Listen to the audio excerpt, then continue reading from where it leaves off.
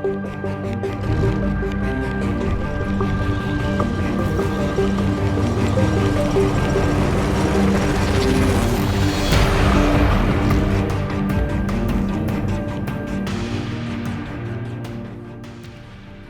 going on, guys? Vital Syntax here, and it's been a couple weeks since I've done a video about DayZ and the DayZ Standalone, and since then there's been a lot of new information about the game. There's been a ton of interviews from E3, and there's even been an update to the DayZ mod. So in this video I wanted to talk about some of the things that have been going on in the world of DayZ over the past couple weeks. Now, one of the biggest questions that comes up about the DayZ Standalone is whether or not it's going to be available on the next generation of consoles. And it's pretty clear at this point that the current gen consoles aren't going to be seeing DayZ. The hardware is just too outdated, and they wouldn't be able to handle the massive game world that is DayZ and the massive player count and all these items and things that are going to be spawning throughout the world. But what about the next generation of consoles? I mean, they have a huge boost in performance, and they perform like a medium-end gaming PC does today. Well, it's not out of the question. But right now they are specifically working on the PC version. We might see some type of port or some type of console release later on down the road, and I think it's probably fairly likely we will. But I think it's only going to be for the PlayStation 4 because Xbox One has a lot of limitations that are placed onto indie developers. They don't have the ability to self-publish updates. So whenever you want to release an update to your game, and DayZ is going to have a lot of updates, especially throughout the alpha and the beta, and actually even once the release is out, they're going to be pushing updates of new items, new gameplay mechanics, like on a weekly or bi-weekly basis. And they can do that on the PC platform through Steam for free, and it's really easy.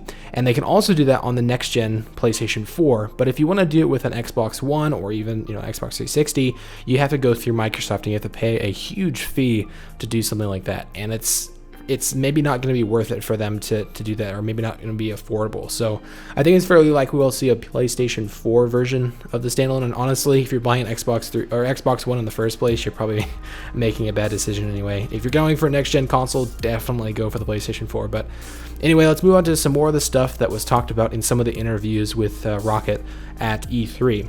So there was a video, and I'll have a link in the description to that one, and probably at the end of the video in the outro, to an actual interview on Video Game 24/7 where he answered tons of questions that were taken from Reddit, and I wanted to go over some of those real quickly here.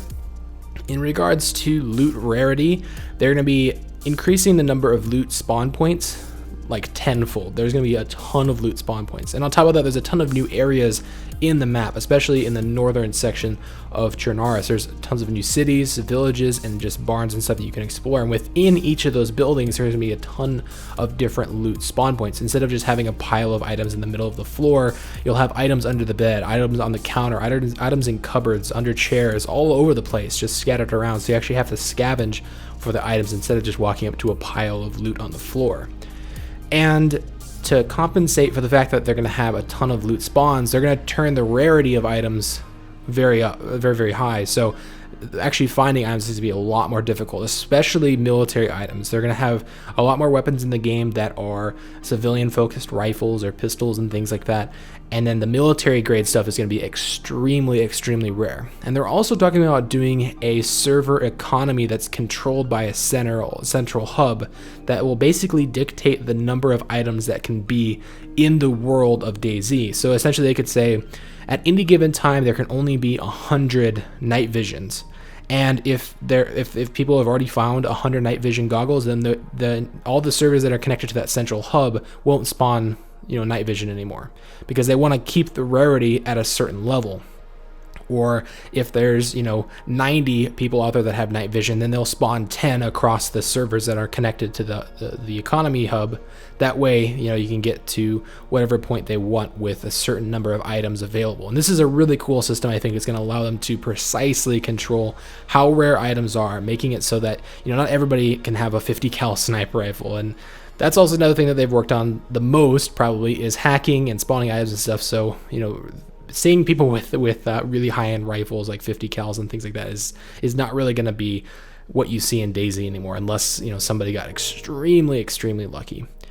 So they've also done a ton of things to the user interface. They've greatly reduced the amount of things that you see on screen to make it more immersive, and I think this is awesome, and I wish more games would do this.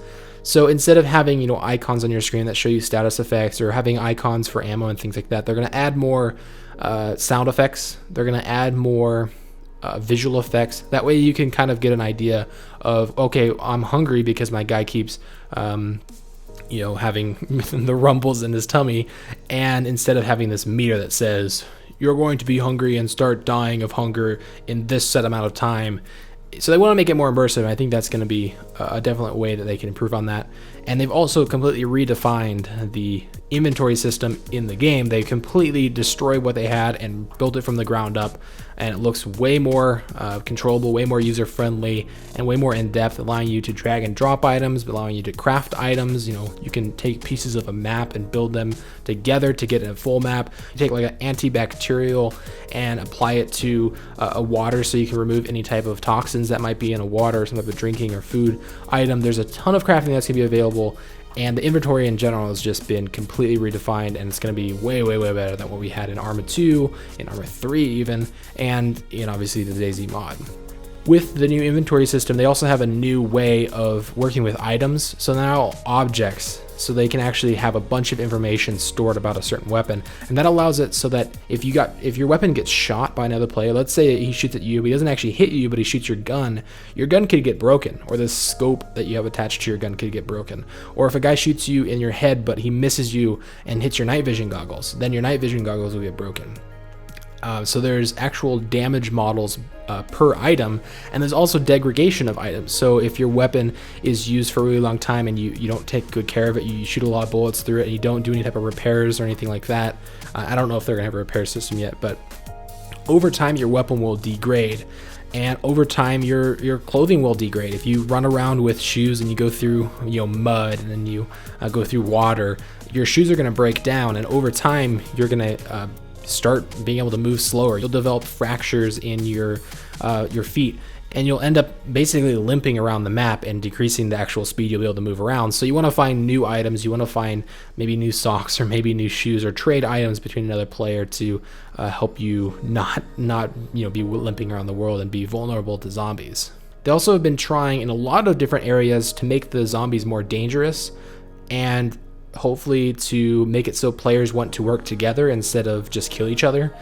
And they've done a ton of things to work on this. Things like having a really in-depth health system, which I've talked about in the past, where you can you know, get pneumonia, get sick, or actually have broken limbs or broken arms or have bleeding. There's a lot more health mechanics in the game that hopefully will make it more dangerous just to survive in general, but also making the zombies more dangerous, making it so now they can run indoors. They don't just walk indoors and allow you to, you know, just line up a headshot real easily.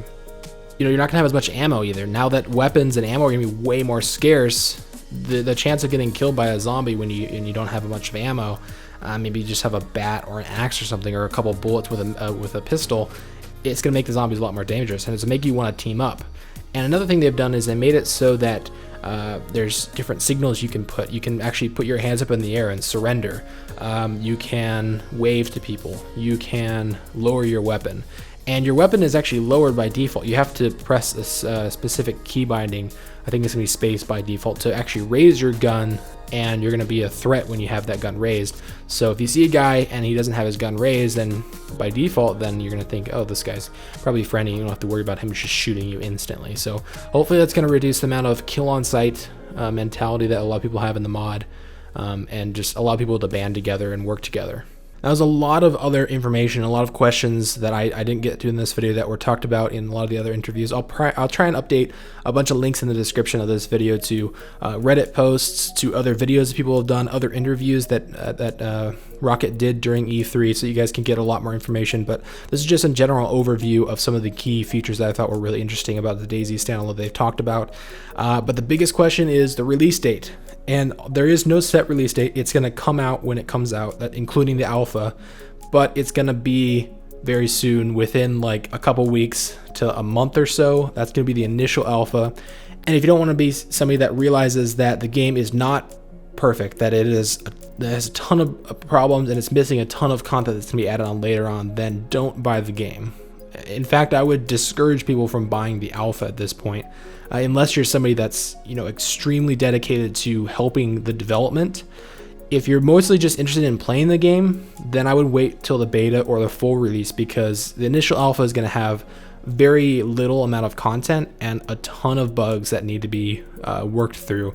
And if you are going to be interested in helping out with the alpha, make sure you give constructive criticism, make sure you help it out, because this is not the release of the game. This is the release of the alpha, and the alpha isn't even the game. The alpha is the test. So I just want everybody to realize that you know, if you play the game and it sucks and there's a lot of issues, don't just give up. Don't just and if you're somebody that would do something like that, then just don't buy the game yet. Wait. Just wait a couple more months. Anyway, thanks for watching. If you enjoyed the video, feel free to leave a like or a comment. I do read every single comment that comes through my videos. And feel free to subscribe, because I'll be doing more coverage of DayZ and be doing videos on the alpha once that's released. But yeah, thanks for watching, and I'll see you guys in the next video.